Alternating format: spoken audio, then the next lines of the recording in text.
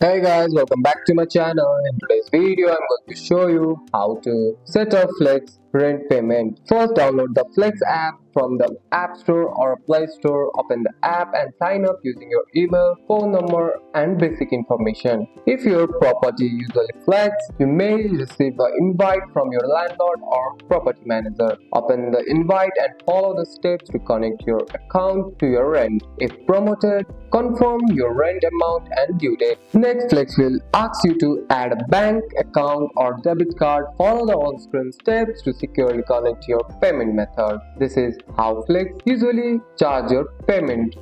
Next, Flex will ask you to automatically split your rent into two payments. First payment at the start of your month, second payment later in the month. Review the amount and date to make sure everything looks correct. Once everything looks good, tap confirm and activate FlexPay. Your rent payments are now set up and Flex will handle this automatically. And make sure you have enough money in your account or both payment dates to avoid failed payment or fee. And that's it. That's all for today's video, guys. If you found this video helpful, drop a like and subscribe for more videos. Thanks for watching. See you in the next one.